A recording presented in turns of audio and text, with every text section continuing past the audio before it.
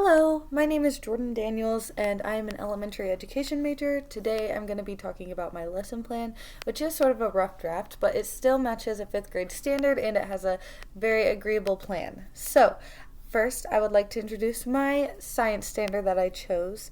I chose the one about making research and then presenting it. I think that this topic is really, really helpful, especially when it comes to utilizing student success as much as possible. In order for them to better understand the subject, it actually helps students a lot to be able to teach other students the subject. So I think that conducting and presenting research is very, very helpful for students. So that is just the beginning. Here's the standard. It's a Missouri standard. So let's move on to the next part. So students will be divided into 6 groups.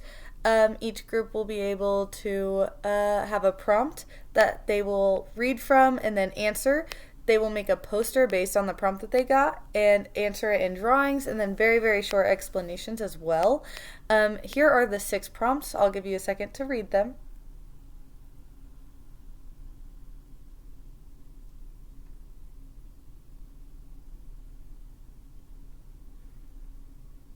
All right, so each one of the 6 questions is going to be designated to one of the 6 groups. Students will utilize working together, so teamwork. They'll utilize research skills because they have to cite at least 2 sources on their posters.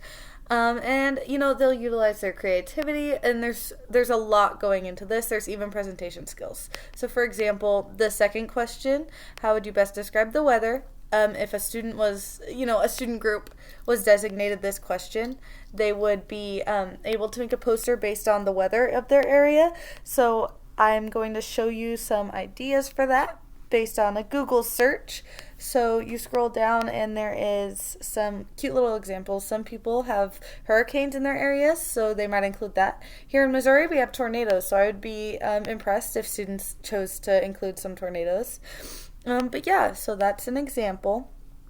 They will have 25 to 30 minutes. But first, before they have this time to create their posters and be organized into groups, we're going to watch this video so that students can better understand some of the Missouri geography. So here are some clips.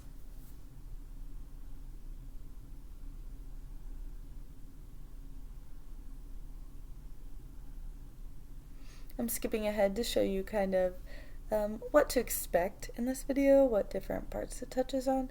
So it touches on some history as well as just the beginning of Missouri and how that came about. It talks about how houses used to be in riverbanks and they were very, very quickly removed because we learned from our lessons. Obviously, that's an important thing for students to learn as well. But yeah, and then here in the next clip that's about to load, it talks about Osage, the Osage tribe and how that worked in Missouri and how they called that their home and how there's plains in Missouri. I think that this information is really, really helpful for a student because it introduces them to words that they might not be familiar with, like plains. It also talks about like the riverbanks, so it shows that Missouri is full of different types of scenery, stuff like that.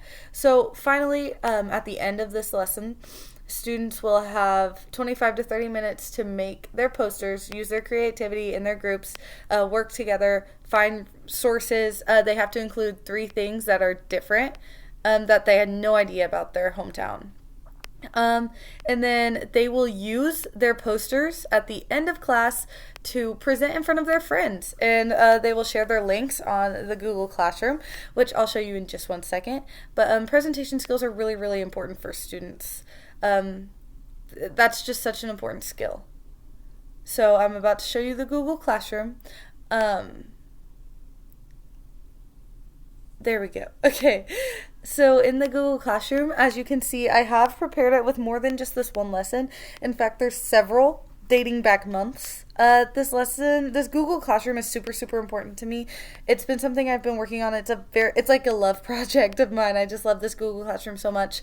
But I've included directions for them, as previously stated in the class. So this is not just online based learning. They will be hearing all of this in class, but I think that repetition is going to help them understand.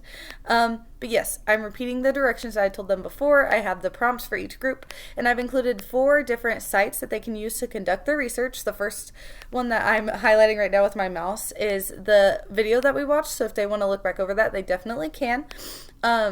Kids Search is a link that is specifically for kids. It's a safe search engine, and I would really, really like all of my students to be using that instead of Google.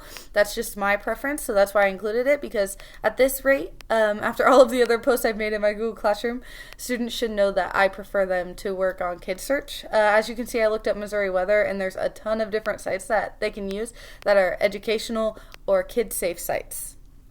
So on the next link that I've included, it's Google Earth. So it gives students a bird's eye view of the area that they live in so that they can better see it.